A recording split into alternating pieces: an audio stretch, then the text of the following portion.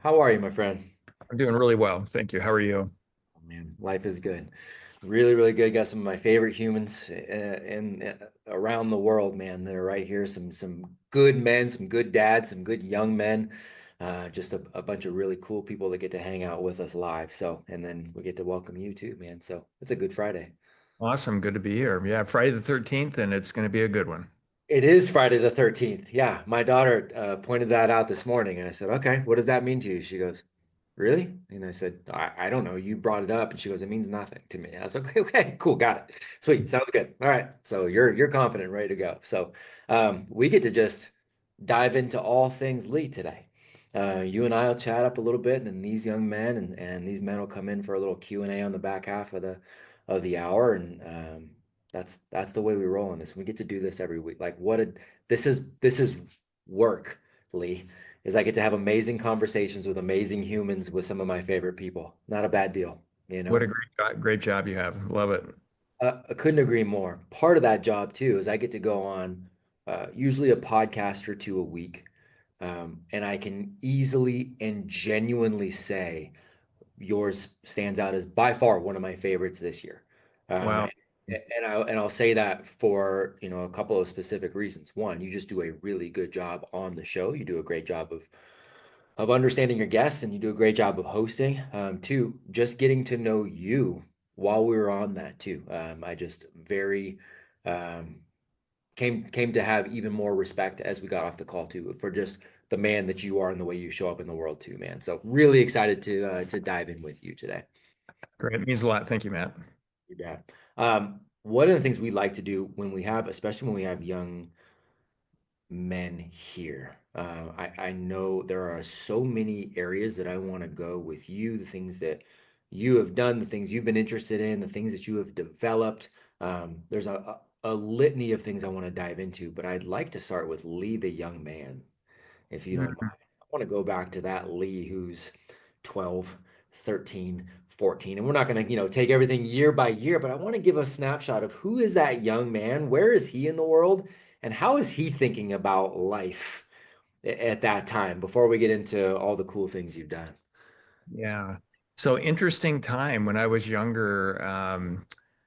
I came from a family, a lot of, no, I think dysfunctional families are pretty normal. Like that's normal. We all have our stuff, right? In my family, super low income family, and had a number of family members in and out of prison for really bad things. And in my environment, it showed me a whole lot more about how I didn't want to show up in the world. And so I've flipped it and I'm showing up the way I want to, not what I actually experienced. And the one thing that really saved me, and I guess one thing that's kind of notable to mention, I was kicked out of the house at the beginning of my senior year in high school. I came home from work one night and I worked at a restaurant as a cook, and my clothes were in grocery paper sacks on the front patio, and the locks were changed. And my sense of humor has always been here. I'm thinking to myself, gosh, I bet they're trying to tell me something. Something's going on here. So I slept one night in my truck, that Chevy Blazer that I had purchased with my own money.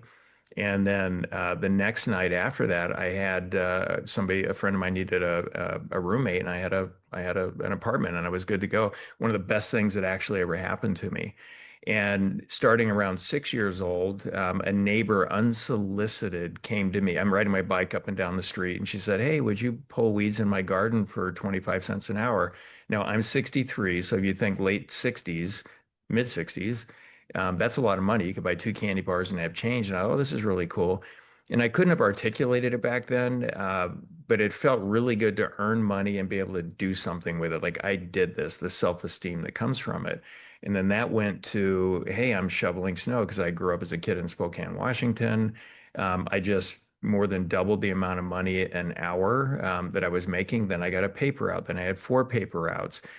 Family moved to Arizona. I got a job as a dishwasher, and then a busboy, and then a cook. So I started what I'm calling this value creation journey really early, and I'm earning money from the real world. It's not family and friends. I think it's great when family and friends help each other out, but I never know, and it's hard to know, is it real? Like even when kids will work for a family business, did I earn this? Is it real? And even if you did, others look at you differently. It's just the way it is.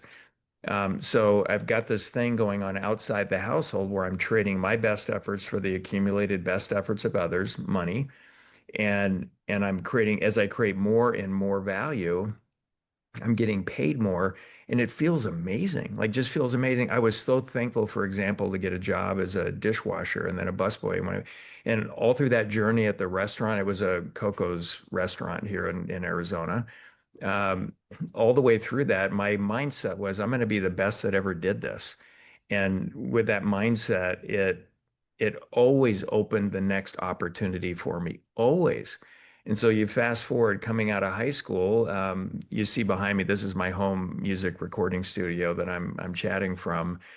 Music's been a power hobby my whole life. I started playing guitar right around when I turned 6 years old, 5, 6 years old, and I've never stopped. And so coming out of high school, I'm teaching guitar lessons as well. And the first half of the 1980s, and I graduated at 80 from high school, played over 1,000 nights in concerts, clubs. It's how I earned most of my money. I don't count it as one of my businesses, but it was a business. We had a sound crew, light crew. I went through several rhythm sections. I even have a band today. Last weekend, I played at a music festival in Rocky Point called Circus Mexicus. The first night we got there, we got to play on the big main stage. It was so cool. We're the How cool. only hard rock band that was there. But just, to finish this up, Matt, here's this value creation journey. I do the best I can do at this thing, and it exposes me to another opportunity. Fast forward to today, I've started 8 companies from scratch. I've sold 3 of them, one for 7 figures, one for 8 figures, one for 9 figures. And I'm still operating a couple of companies as CEO. I'm invested in quite a few companies. And I don't have to work. I went from kind of negative financially to multi-generational wealth in just my time here. But I love thinking about value creation, material value creation, emotional energy, which to me is the scarcest commodity on the planet, and spiritual value creation. And spiritual is about connectedness and whatever that means to each individual. I'm never going to stop. And so I just love this value creation journey. And a simple way to think about it, one of the companies I run, I'm the CEO at Dinner Table, is we have this value creation cycle. It's like you struggle to get a capability, it builds self-esteem. Don't stop there. Use that to create value, and then keep taking bigger steps if you want to, right? In whatever value creation bucket you want to develop it. So I hope that answered your That's question. so, it's In- so good. And it's so good. And it gave me 11 billion more. So I absolutely thank you so much. No, extraordinarily well framed. And I think that's got young men and men that alone should get you guys some Q&A here queued up pretty well. That last part that you talked about there with the value creation and earning that skill set and continuing on if you want to. One of the common things that we hear, especially with not just the young men, but some of the men that are on here too, that are stepping into entrepreneurship for the very first time. There is this concept that I think is relatively, I don't think the concept itself is necessarily new, but it's been given a name over these last couple of years, and it's imposter syndrome. And you hear a lot of guys talk about imposter syndrome, and they're stepping into entrepreneurship and they're saying, well, shoot, why should I be the guy that is the one to tackle this problem? I've got my own issues. Why should I be the guy that people are trusting for this? Or how am I going to be the guy that people will follow, in this? So is that something that you ever like I wrote that down early in the way you were throwing this out there. Is that something you ever struggled with, or is that something you've kind of avoided with this value creation mindset, stepping into something mindset? I'm going to be the best to ever do it if I'm doing it mindset. Did you ever struggle with that imposter syndrome piece? I never did, and I believe the value creation lens is the way to kind of go through that. So, Mhm. if, for example, at any point in time I would have ever been put into a seat that I didn't earn, I could fully see why you could feel that way. Like I didn't earn this. I'm sitting here, and it could be, let's say you're a kid in a wealthy family, and dad puts you over the top of this $100 million business, and you're going to run it out because I want my kid to run the business, but didn't earn any of it. 100%. Like I would like I wouldn't have imposter syndrome. I'd be saying I didn't earn this. Hey, can you help me, get ready to be able to do this so I don't blow it up? Uh, but because I've earned every single step of the way. It's like, hey, take that mountain. Well, first I built the mountain, then I tore it down 4 times. I went up every possible side of it, and I'm sitting on top feeling really good, super high self-esteem. I actually did this. And in all of my businesses, like the biggest one I sold, we had a little over 500 employees. We repaired, overhauled, and manufactured aircraft parts for helicopter and fixed wing operators globally. And these were all commercial operators. So all the biggest people movers, package movers, helicopter operators flying people out to oil rigs, emergency medical transportation. So as their parts were going through a certain number of cycles, we'd get them in, make them like new, they could put it back on the aircraft. So we had 2,000 customers, we're in 60 countries. And what I always thought about with the team members that were working for us was basically when we accomplish really challenging things, that's where self-esteem rises. And I wanted everybody in the organization to really think, act, and feel like the CEO of their own business within the business. And so when you accomplish challenging things and you earned it, it's impossible to have imposter syndrome. Now, if you're starting out saying, well, who am I to start? I would say just start. And then if you start it with a value creation lens, I think about this aerospace business I just mentioned. Um, I took over an electroplating shop where we did electroplating by hand, just putting gold and silver, tin, nickel on parts to repair them. Never in my wildest dreams did I see $100 million global business. Wow. But I'm doing this and I'm thinking, hey, what's the next step I could take? And one of the steps was, hey, well, if we could do work on aircraft, that'd be a really good application for this electroplating process. Well, what does it take to do that? I've never done it before, but did that stop me? No. How hard could it be? I found somebody at the Federal Aviation Administration. They call it a flight standard district office where you find a principal maintenance inspector. I went and talked to them. One of them took me under his wing because he recognized my passion, helped me develop a repair station manual. We got approved.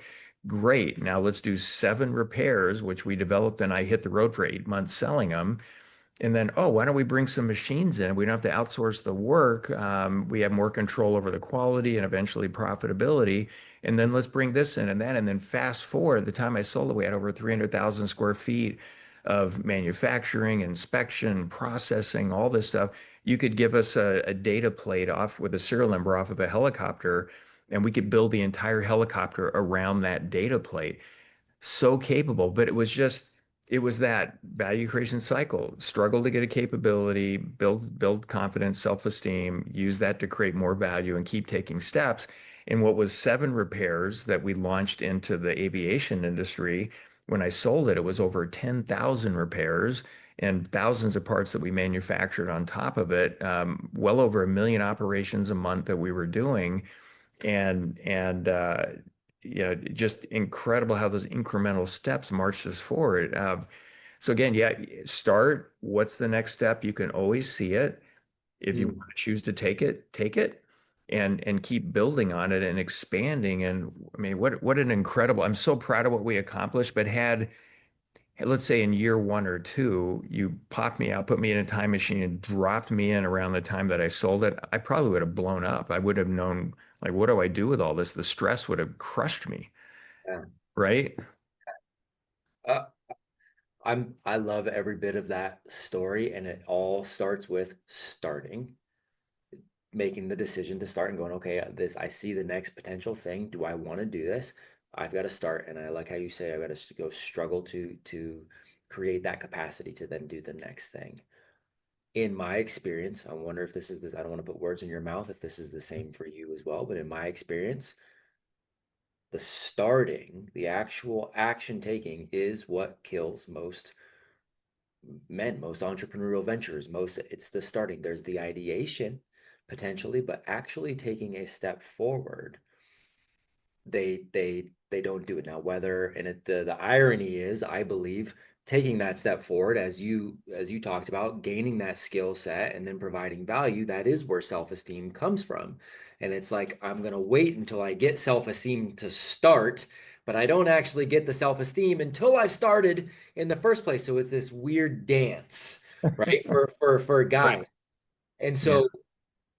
so I want to compare that to the beginning of your story where you're talking about, pulling weeds for 25 cents an hour as a 6-year-old. juxtaposed against a home life that is dysfunctional, and you seeing the things not to do.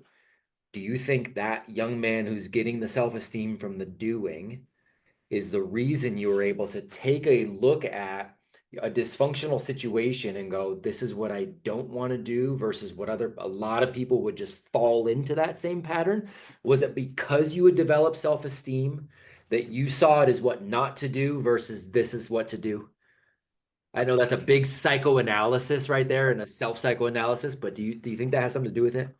Well, 100% what was going on outside the family in the real world, trading my best efforts for other people's money that weren't friends and family, the more value I created, the more I got. I could trust that. That's what Yeah. I'm doing. I'm building that. And I kind of want to get into this whole starting thing and how this works. Now, I don't look at my childhood and say, oh, I was such a victim and it was so hard. And some people, when they listen to it, they just go right to, oh, and I was like, no, stop it. Even in unhealthy struggle, there's a lot of value to be gleaned that you can use to create more value in the future. And I don't recommend this as a style for any parent out there, but I was told by my parents, especially my mom, she was embarrassed to be seen in public with me. It was crazy. But by the time I was kicked out of the house, it just hit me. They can't raise themselves, let alone five kids. I started really feeling sorry for them. And so thankful that I didn't have to live in their emotional space. They never got out of it. I've never known my natural father. I had stepfather. I thought of him as my dad, and super strong guy, a Marine, addiction issues, all kinds of stuff in there. Um, but it was just kind of a interesting change for me. Well, my older sister, I'm second oldest. She's great, wonderful relationship. I'm her and four of her grandkids and I are going to Yellowstone here in about a week for 4 days. It's going to be a lot of fun. They get to fly in a private jet for the first time. The grandkids, so they're looking forward to that. Going up there. But I never felt like a victim. And this whole concept, and I talk a lot about this in dinner table, you can't develop character, capabilities, physical fitness, all of that without some effort. And that's my definition of struggle. You're putting effort into something. Mm. And if I don't want to start, or if confidence goes down because things aren't rolling out in the world perfectly for you, and I hear this from a lot of entrepreneurs, my confidence is going down, things aren't working. Well, I've gotten to a point now where I fully know that all the opportunity in the world is in the struggle. It just is. And the Mm. harder it gets when I'm working on something, I'm really clear about the goal. Like, we're going to go here, we're going to do this, we're going to create this value, and it's not working. Well, that's on me because I haven't figured it out. I haven't developed that capability yet. And I get this, I know this probably sounds strange, but this warm feeling inside, and I chuckle a little bit. I go, this is going to be so good when I come out the other side of this, because Mm. struggle is good. And there's three kinds of struggle. There's normal life, healthy struggles, and I see a lot of parents, teachers, other adults taking those away from kids. That's not helping them become amazing, value creating adults at all. There's unhealthy struggle, illness, drug addiction, worse, whatever that is. Don't make it your identity. What can you learn from that to create even more value in the world? And the folks that some of the most successful folks I know have went through a lot of unhealthy struggle. And if you think about Viktor Frankl and Man's Search for Meaning and all that, could you have gone through worse struggle than that? And he's impacted tens of millions of people globally, communicating the value that he discovered going through that. And then there's what I call healthy design struggles, intentionally designed struggles. So, and I still work on this. I think we all probably should. But when I work with kids of all ages, how do we start talking about thinking about what are the character traits and capabilities that'll make you a successful adult and why? Mm.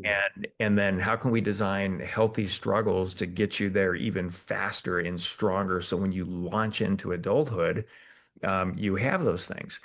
And so when it comes to starting something, whether it's an entrepreneur or really anything, wherever you're at, I, by the way, think everybody's an entrepreneur because even when you get a job, you're trading your value, your best efforts for somebody else's money, and you need to create more value than they're paying you, or it doesn't work. It just doesn't work. So we're all doing that, and we all would like to make more money. So we are entrepreneurial in how we want to trade our best efforts for more and more over time. I even had a young adult on a webinar recently say, "Well, you need to start a company because you're just capped if you don't." And I said, "Well, let me challenge that. What does cap mean?" "Well, money-wise, you just can't make more." So, gosh, when I sold my aerospace company, 13 of my senior leaders got anywhere from a little over $1 million to over $30 million each. Is that a cap? Mm. One of the guys that was a partner before he passed away in my consulting business, Execute to Win, is Jack Welch. It's like he went on, he started, chemical engineer, started with a company, made a mistake with his team, literally blew the roof off one of the manufacturing plants. They didn't fire him. His boss applied the Socratic method. What did you learn? And believed in him. And he went on to build at the time the most valuable company in the world, and is hundreds of millions, $1 billion. Is that cap? Is that a cap because you work for somebody else? So there's no cap anywhere. It's all how you think about it. And how many entrepreneurs get to where they make even 10 million bucks? Like, it's just so rare. So it's all in the mindset. Just start, do the most difficult thing first, and it just gets you out of that funk, that negative self-talk and everything else going on. I could go on for days about this, man. It's so good. I'm already angry that there's even a time cap today. I'm literally going to say it right now. I want to bring you in again, and maybe just with our men sometime and stuff too. I just want to put it out there, man. I absolutely love your mindset. I resonate with so much of what you're saying, and you're talking about this. Um, the mentality, I agree with. You said something earlier about emotional energy being like the scarcest form of energy going on. What do you mean by that? Is that related to what we're talking about here? I believe that it is. So when I think about creating value, for me, it's how we feel going through life is everything. And today I hear a lot of people say, "Oh, it's not about the money and it's about all these other things." And it's usually either knowingly or unknowingly virtue signaling, because when I look at their actions, the majority of the time it's literally about the money, even though they're saying it's not, because it sounds good to say that it's not. Well, I say that creating value holistically means you have to cultivate material value creation. We need to support our lifestyle and do the things we want to do. That is money. It's really important. Then there's the positive emotional energy, which I do call the scarcest commodity on the planet, because I'd rather live a third as long if I could be on 9 or 10 on a scale from 1 to 10 emotional energy than, again, 3 times as long on one. Like, it'd be a miserable existence, right? You'd accomplish 30 times more in that shorter lifespan. So to me, that's the scarcest commodity on the planet because it supercharges everything else we do. And then the third bucket, spiritual value creation, whether you're deeply religious or not, I said it earlier, it's all about connectedness. So I think being connected to ourselves, why we do think, feel the way we do, all of that with our immediate family, friends, community is important to us, and that branches out to a higher power. Again, it's so uniquely individual for everybody, but what I'm an advocate for is everybody create this value and balance. And I believe that everybody, when I work with kids, like, which one is your value creation superpower of the three? We all need to be playing in all three. The better we keep it in balance, the better it feels going through life. And I love feeling good, selfishly. But emotional energy, even though I've made hundreds of millions of dollars, great. I think my superpower for sure is emotional energy, and it's the X factor for leaders because we create the environment from which everybody creates value in our businesses. As parents, we create the environment from which kids will grow up to be incredible value creators, and how we show up really matters. And I've always been super passionate about everything that I'm doing. I want to be the best at everything I'm doing, and obviously, all of us, our best goes up and down every day, but we always want to, bring our best game. People gravitate to that energy. Like, how many of you, like everybody listening to this, how many of you gravitate towards somebody that's just a stick in the mud, negative person, low energy, not passionate, but somebody comes in, hey, we're going here. This is so cool. Let's engage in productive ways to get there. And it's truly a win-win adventure where nobody's losing in this thing. We're all going there. That's infectious and you want to be part of it. So that's why big answer, long answer to your question, Matt. But I think that's to me why it's a scarcest commodity. And most would say, oh, it's time. Eh, not for me. Yeah, good point. Is that so? Do you think this is the if the research is correct, you grew something like 20% annually for for like over a decade, if I understand correctly, which is Yeah, insane. the aerospace business start with 3 employees, and then for 23 years. I don't count the first few years because we grew more than that. It's so easy when you're a Yeah, microdot. But the 15 years prior to selling in 2016, we grew on an average annual compounded rate of just over 20%. And there nuts. was a really believable story going past that. And it was, I mean, this is my business uphill both ways to school in the snow story. Starting out, you almost go out of business 15 times the first year. And I couldn't afford to pay anybody the first year. So I'm working at this electroplating shop. They lose their only customer overnight. We go down to 3 employees. My boss says, close it or sell it. I'm done. You have 30 days. Couldn't find a way to buy it, but we owed our creditors 200 grand. And the guy that told me to do that, the owner said, he had $400,000 in paper debt.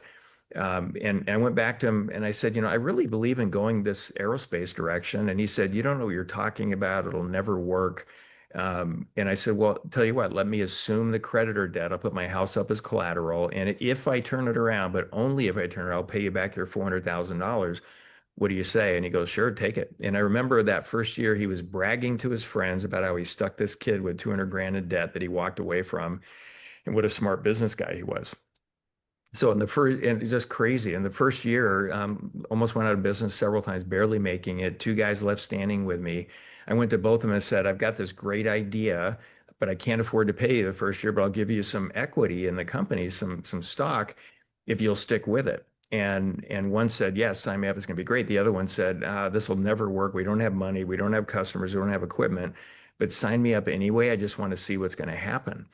And we did so well the second year, and I didn't have to do this. They got their equity. I paid them back for everything they didn't get in the first year. And then we Mm. kept building. And the guy that said it would never work, he got a check for over 30 million bucks when I sold it. Um, and anyway, just interesting. Yeah.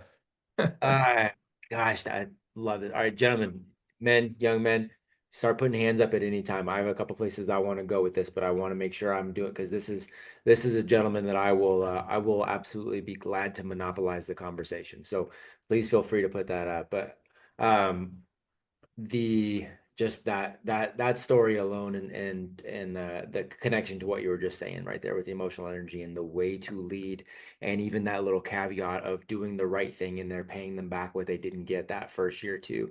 Again, that to me is the example of that emotional intelligence, that leadership, that integrity in action. So And to, oh, to, to build, to build on that really quick. So think about um, who would have done that? Like what percentage of the population of business leaders would have gone outside the deal above and beyond and paid them the first year because they got equity for it. They right. wouldn't have done, most wouldn't do it. Yep. But what did it do for me? It elevated emotional energy. It elevated productive energy inside the organization. And we grew to this amazing business, never had to take a dime of outside investment to get there.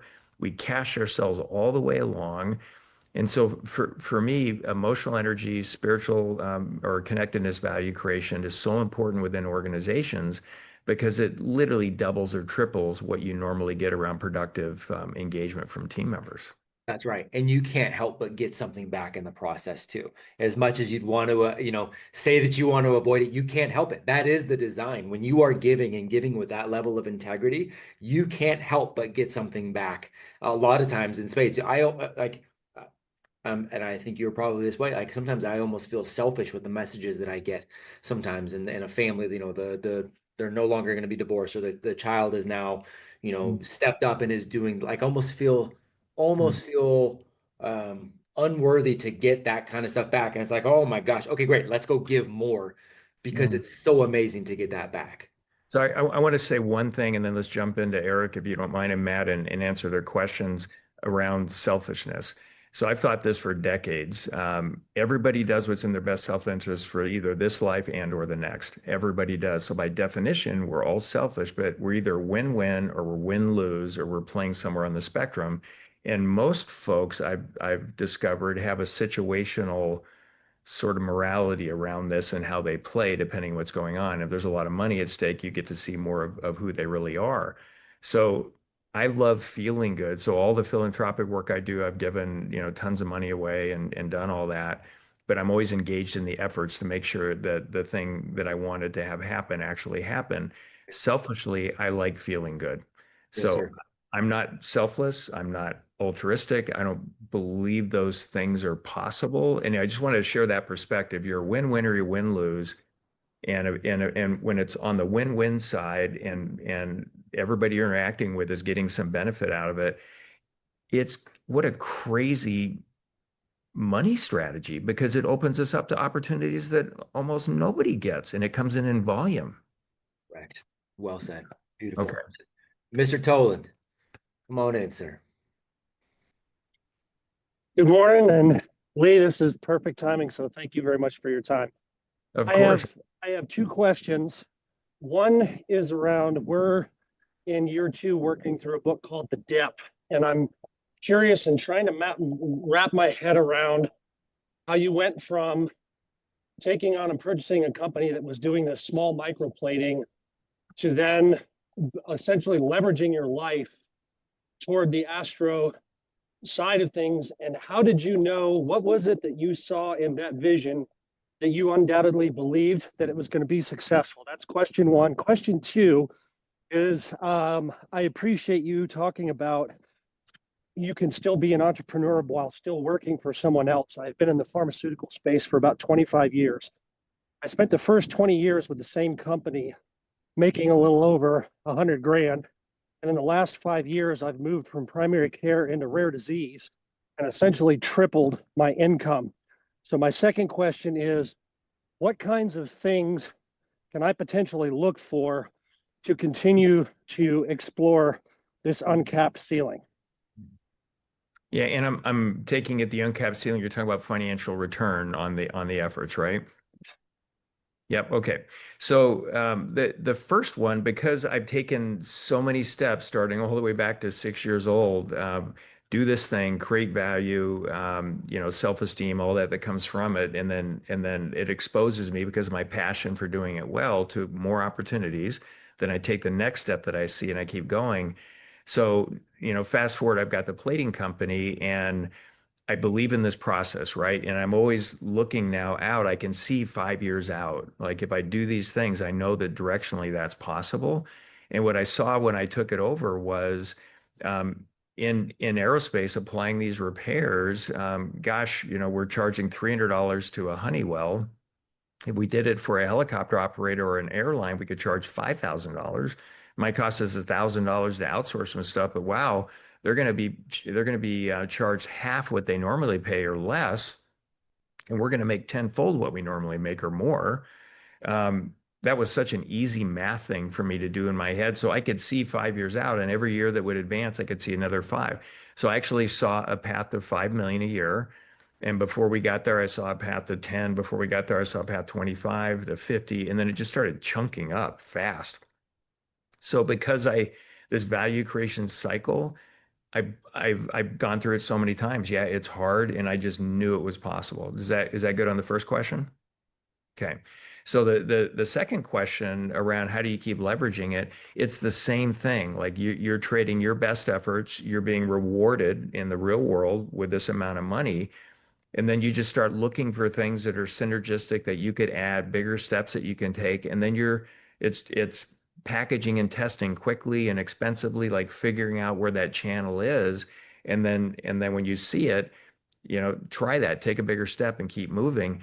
And I believe for all of us, the more comfortable we get with this concept of all the opportunity in the world is in the struggle, you start to value that process and when it's hard. And then negative internal talk.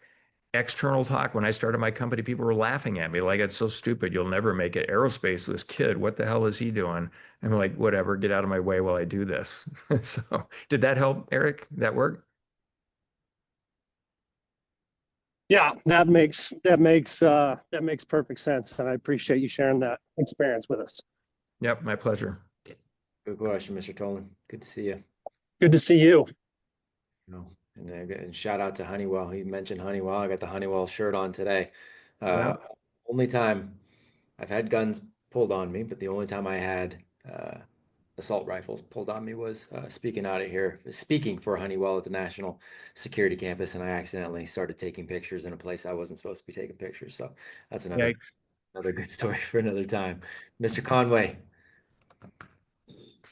Yes, sir. Mr. Benson, thank you so much for being here. Your knowledge and all the things that you're saying is amazing. As someone who grew up habitually in a negative habitual environment, using the negativity for motivation, right? I didn't start really this life change until 35, where I started going, hey, I've kind of used the negativity as much as possible now. I have a pretty good life. What do I do now? And so I started going, well, I should be happy and optimistic and positive. And it's hard because my whole family was so negative and pessimistic and cynical. And there was always a cap.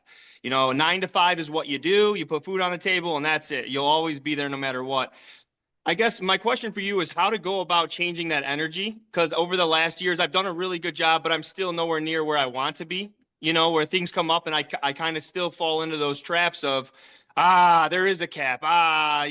This is on me. And using that for that negativity for motivation, where more so I want to be happy. I want to, the bumps in the road drive me as opposed to, hold me back, or I lean on those. So your energy is so good. You can feel it through the call. What are you doing besides, having a great life that constantly shifts you in those bumps in the road? Well, for me, and again, I talk a lot about this in the dinner table method and all the work that we do there. I don't believe you can be happy all the time. But what I do Right. believe is that we can continually, year over year, if we're doing the right work around creating value, increase, sort of fulfillment, if you will. So if I were to have an internal most important number, it's fulfillment. And my consulting company, if it wasn't for companies that are hot messes, I wouldn't have a job. So I go into some disasters and just the emotional craziness going on and all of it. So I'm in the middle of a lot of drama a lot of the time, fixing things. I'll come up with my own internal humor. I call it clean up an aisle 5 is this part of the business, clean up an aisle 6 is the board of directors, all that kind of stuff. And I do it. But if I'm doing the work and I'm thinking about, and I would say, Matt, that there is, and this is a philosophical decision for you and for me, there's no end to the amount of value that we can create materially, emotionally, or spiritually. There's no end to it. And I can make a good argument that in my lifetime, I'll never approach 1% of what's possible for me. I just won't. So I stay in that vein, and I look at all aspects of my life, and I say, okay, well, what am I doing to cultivate material value creation? Right now, it's really more about I want to grow this whole movement in the world, so I need to continue to make more money and get more people accreting into the efforts so I can do that. The positive emotional energy and attitude about things being possible, how we show up, physical fitness, which is a super hack for emotional energy, because it supercharges everything else. There's no end to what we can do there. And I could even take my music and say, well, I just impacted thousands of people at a music festival and elevated emotional energy. We got amazing reviews. First hard rock band they ever had their last weekend in Mexico, and they want us back. They can't wait. The bars all want us back, so we'll go. That's positive emotional energy. That's really good. So there's no end to what we can create there. And maybe someday, that's not a focus, but if we could sell 1 billion copies of our album or something like that, and it elevated, that's huge. And then the connectedness side, communities and everything else. And as I think about my fulfillment going up year over year, I have a few things that I align to in terms of my values. One of them, being virtue, there's integrity, there's a few other things, but on the virtue side, For me, practicing virtue is creating objectively measurable value in the right balance for me in those three buckets: emotional, spiritual, material. And then I have to push back on things taking value out of the world, at least in proportion in all three buckets. So I don't just sit on the sidelines and shut up. I mean, like if I'm in an area and something's happening, I go for it. It's not turn the other cheek. If somebody's taking value out of the world, I will try to stop it. So I have to do those things. And I'm just giving you a glimpse into um, how I think about increasing my internal fulfillment. And I'm not happy all the time. I get frustrated and there's stuff going on, but I always have this warm, elevating, internal fulfillment happening, which elevates self-esteem and everything else. And did that answer your question? Because I think this is so important. It's all about mindset, and there's no end to our potential. Absolutely. And, that was my goal for the past year, is really shifting my mindset. Everything else is in line. And I think ultimately, like you said, the root of growth is that mindset, no matter what you come across. And that's why I wanted to ask that question. So fulfillment in value, and then constantly leaning on both mental health or physical fitness for mental health, good community. And then, like you said, objectively measurable value, right? Yeah, yeah. Okay. And everything we do, Matt, I love I've listened to a number of your podcasts now, and all the stuff you talk about education and the challenges with it. The purpose of an education is to create value in the world. I think Right. the purpose of the human experience is to elevate human consciousness, or simply said, figure stuff out. The more we figure out, the more value we can create, the easier it is to handle things, the less internal, unhealthy talk that we'll be susceptible to. We'll be less susceptible to external things that just aren't helpful. Um, so yeah, it's think about value. We're creating value, and how would you measure it? The emotional side, the spiritual side. For example, Matt and I talked about this before. At dinner table in a year flat, because I took over as CEO at the end of May last year.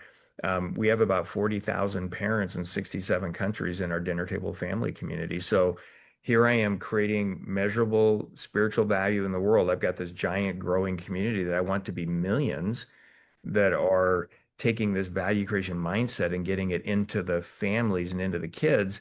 And the very win-win selfish reason I do all of this is the kids are going to run the world that I age out in. And I want it to be amazing. I don't want it to be a dystopian future, even though I do like those movies. Mhm. Yeah. That's awesome. And I'm sorry, anyone that if you encounter the people who are like, have bad energy, cynical, pessimistic, negative, whatever that may be, are you removing those people from your life, from your circle, or are you more so guiding them to kind of redirect their energy in a positive way? Like, are you choosing not to waste your time, or are you investing your time there as that's one of the buckets of the value you're creating for their lives? Because I constantly am conflicted with that. Do I spend time helping my dad and helping my family, or do I just say I can't even allow this toxicity in my life? Interesting question. Yeah, I love the question. The vast majority of the time, I'm about nudging and influencing them in a healthier direction because they're part of the world we're engaging Yeah. in.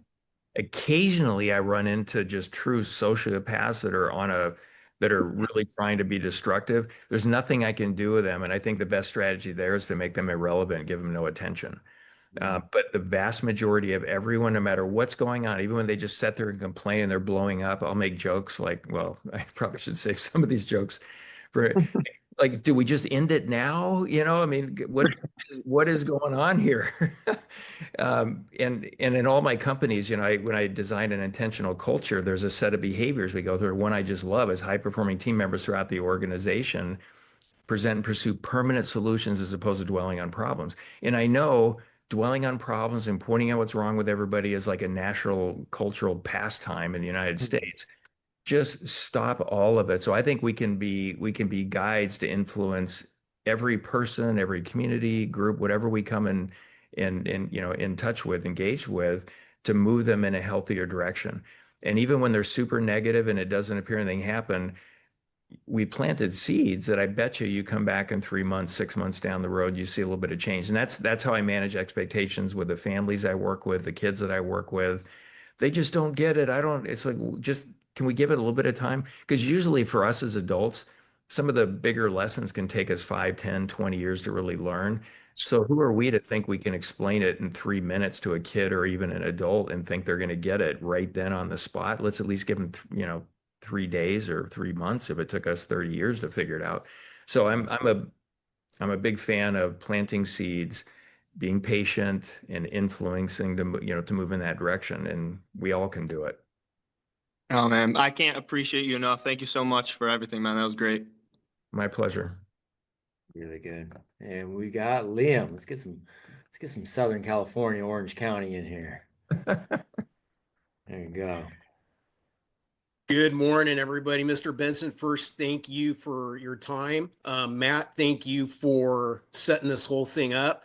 My name's Tony. I'm Liam's dad. So this is our first week in Apogee. Just wanted to do a very quick intro there. I'm very, very grateful for, again, just this whole thing. This is really beneficial, and I was stoked to be able to honestly jump on the call this morning with my son. One of the things we were asking and just talking to each other about right now was when you were creating your businesses, how did you approach mistakes that you made early on with the businesses?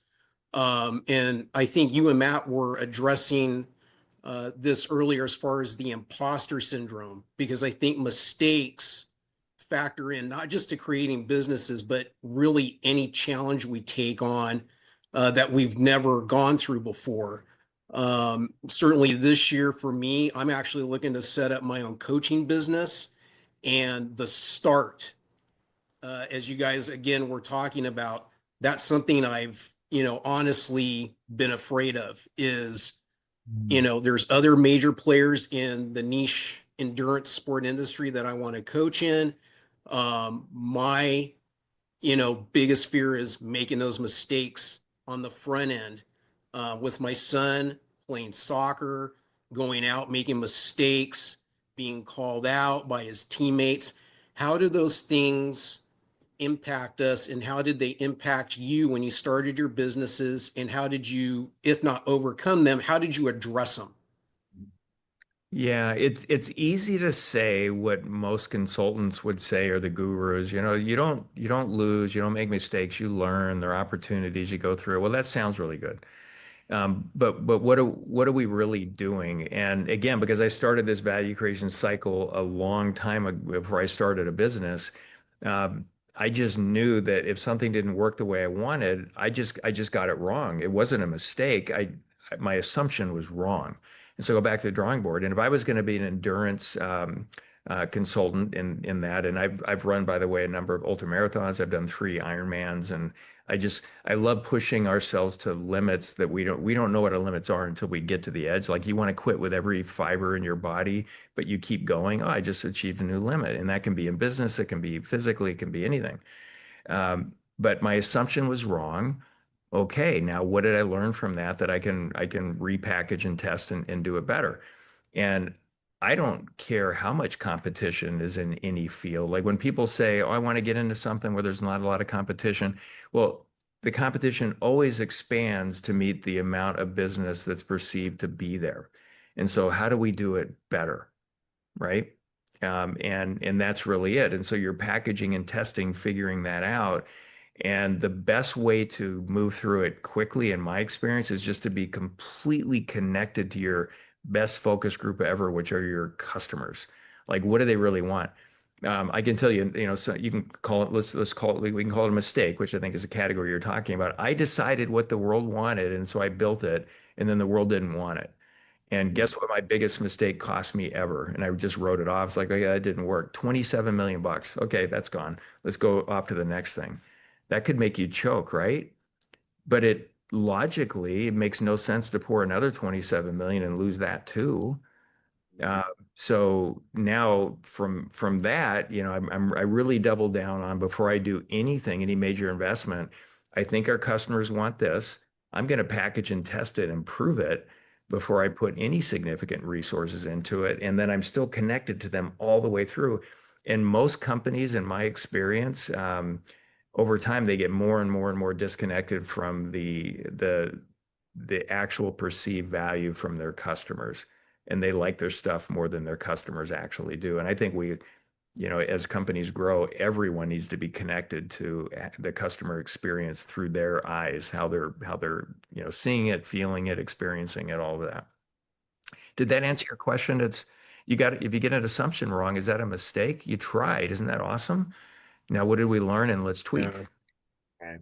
Yeah, absolutely. And yeah, it is in ultra marathons. Um, it's becoming saturated, as the sports continue to grow. So again, that's, I think you hit the nail on the head. It's like being first and foremost connected to what your people are looking for and where they're at. And I think it goes back to your value add is, how do we add value to those people's lives? So yeah, absolutely. I did answer the question. Thank you. Yeah, what would it feel like for them to work with you? And like, there's going to be Mm, step changes in performance, but then there's also everybody's in a different spot. I've worked with coaches that you can't move an inch without them correcting 30 things in your body, and it's just overwhelming. I can't be part of this. But when I was introduced, for example, which I'm sure you know this gentleman, Philip Maffetone, a long time ago, I went from the back of the pack to the front of the pack in like 5 weeks.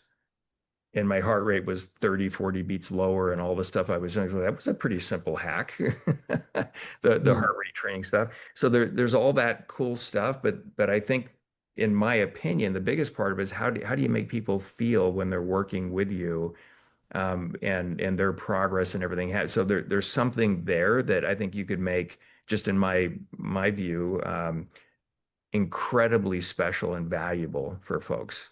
You're kind of personalizing this for each individual, and it's not do these 5 things and one size fits all. It's here's you, and if we're making progress and how we feel and the support. So for whatever it's worth, I think there's a lot there.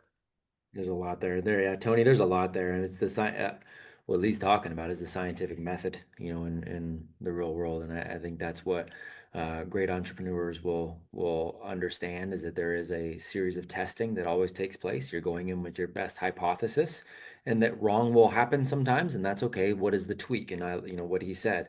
Okay, cool. How do we do it better? So you're going into an industry, you're making a hypothesis on something that you're going to bring to the table. And then you get to continuously wrestle with that. How do you make it better? And you get to see what is the definition of better and who gets to help you define it too. The customers oftentimes need to be the ones to help you define it if we're not listening there. And then sometimes you're going to have customers that are going to define it one way, and then you'll have to figure out who do I listen to. And you'll have mentors that'll tell you one thing and other mentors, and you'll have to wrestle with, okay, which mentor do I listen to? All of those things are going to be part of the process, but ultimately, simplified, it is that scientific method. So I'm excited for you. Yeah, it's really cool. Glad you guys are here. Very much so. Dom, you're going to have the last external question, my friend. So we'll stay down in Southern California and bring this young man in. There we go. Thank you so much for taking your time to come on the call here. I want to go back to when you're starting your first business and you're starting your second business. In the beginning, what are when it's very small, what are some things that are kind of commonly overlooked, and then some things that helped jump the common mistakes that are made in the beginning, and then things that grow at a rate that helps you out a lot more? Because I'm looking to do the same thing, start out my own business. So what are some things that will help out in the beginning? What kind of business? Yeah, you can just leave your mic on. What kind of business, Dominic? I'm looking to have an electrical company. So once I get my license in 3 or 4 years, I'm looking to grow it, but starting in a couple years to just start doing side jobs. Okay, and then electrical, is this residential? Is it commercial? Or what are you putting lighting in? What are you doing? Majority of it, I imagine, will be residential, probably. Okay, and you'd be a contractor to builders, maybe, or? Yes, or service calls as well. So remodels and service. Okay. Something that would have been really helpful for me, and I coach all the companies of all different sizes around this, is having a simple business model. It's like, what is your pricing policy? Why do you price the way you do? And I don't believe in bottom-up pricing. I believe in pricing relative to what's going on. So if they can get it for $1,000 If I charge 1,001, I don't get it. If I charge $999, I'm leaving $1 on the table. So I want a pricing policy that where I want to charge the highest possible price I can, while being the best value alternative and encouraging future business. So I like that. And then what are all of the approaches and associated expenses with delivering your products and services? And then what does that look like in terms of making profit? And then the exciting part for me, again, just simple business model. What's the potential for future profits as you scale this thing? So the better that's outlined, the better you can make decisions to go faster. And as you grow your team, when leaders get frustrated as companies start to grow with what teams are doing, like, why'd you make that decision? What are you doing? It's because they don't understand the business model, and they likely don't understand the strategy. They don't understand the real value that their customers are perceiving from what they're doing, and they're not aligned with the culture. So those are four things that I think are really important. I call it value creation nudging when you're constantly nudging all team members in that direction. But just starting out, um, that business model, I think, is what's most important. And I've got an example. And where you start, like, here I'm at this little electroplating shop, right? And next thing you know, 23 years later, $100 million business, 60 countries. I got to go to over half of them building the business, ride camels around the Great Pyramids in Egypt, and do all of that. Um, Unbelievable what came out of it. But where do you start? And so I've got a friend, his son Nick, in high school started hanging Christmas lights, and he's moved on to now he's a contractor, did electrical work, did all of it. But the first year he had a buddy in high school, they did 37,000 dollars, I think, in hanging Christmas lights.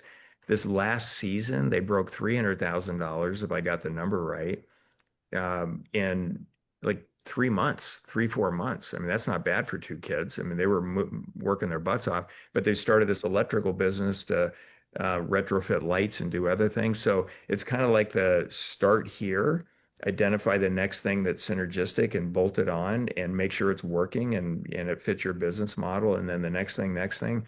And you can start anywhere and go everywhere. There's like literally no end to what that could turn into. No end to it. I was doing electroplating. Did I think we could build entire helicopters in 23 years? Not even a thought. Mm. So, but I love starting with the business model. What's our pricing policy? What's it going to cost to do this stuff? What's left over? Profit. It's important. We don't run out of money unless we're a government. We're out of business. And eventually they're out of business if they keep going that way. And then what's the potential for future profits? Yeah. Thank you so much for all of that. That was incredibly helpful. I appreciate you. My pleasure, Dominic. Man, Lee, what do you most? Because I know we're coming up to the tail end of the hour here, and I'm going to jump in with some of our campus affiliates right after this, and do my office hours for the week. Again, selfishly, I hope you will do us the honor of coming back again and doing more of this. And I have a few things that I want to just continue conversation around with you and moving forward too. So I'm hopeful, because again, I'm very much in that win-win relationship too. And so I'm hopeful we can continue the conversation together. 'Cause I'm just Man, I love the work you're doing, and I love the vibe here, and everybody just trying to, in my version of it, create more and more value in the world and how we show up and all of it. I'll come back as often as I can make the time to do it. so grateful, so grateful. So the final questions from us will be, what are you most excited about right now, as far as all the businesses you have, the things you're doing? Maybe it's the music, but what are you most excited about right now? Where does everybody who's listening find you? And how does Apogee best support you? Those are the final three for us. Yeah, I'm most excited about the work with Dinner Table. We're bringing on a number of K-12 school partners that are doing this for the families of the kids that are in the schools. They're inviting more families that aren't associated with the school, and almost all of them are enrolling their kids in the school because the parents want their kids to be in this value creation environment. Yeah, we have about 40,000 parents today. I want it to be tens of millions, and this will move the needle. I've been thinking about this for a long time, and I could go into where this actually started with me, but super excited about that. And how you can find out more about that, go to dinnertable.com. It's only been 1 year, and I'm in the middle of overhauling everything foundationally so we can scale to millions. And probably 90% of the way through that. It's again super rewarding. But dinnertable.com, if you like LinkedIn, I'm there. You can find me there easily. I operate as CEO of two businesses, Dinner Table and another one, ETW, Execute to Win. And that's an investment company. We do leadership development. I have CEO masterminds that I lead and certify others to do it. So there's a whole bunch of complexity over there. And then I would just, Matt, love to stay in touch and how we can, because I think directionally, you and I, our missions have huge overlap here in, raising, kids, young adults to create amazing value in the world, strengthen community, work together.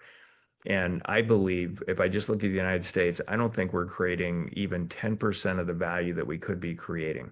Imagine if it was 25% or 50% or more. It's crazy to think about that.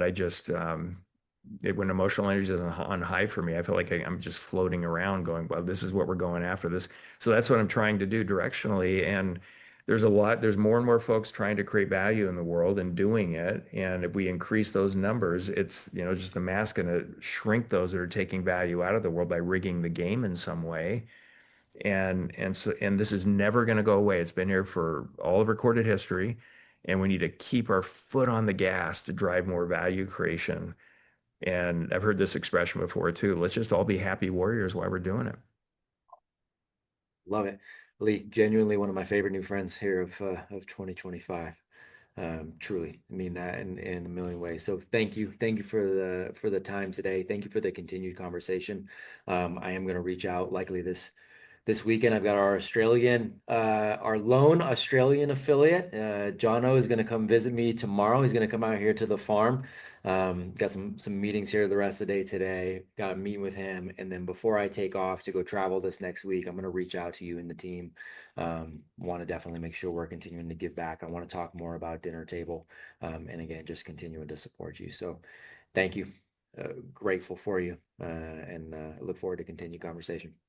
Yeah, I feel the same. Thanks for all the work you're doing, Matt. Really appreciate you, man. Appreciate that. Gentlemen, let's give a big thank you, please. Thank you, sir. Thank you, sir. Thank you, sir. Thank you. Awesome. I'll be in touch. Thank you. Thank you. So Thank you.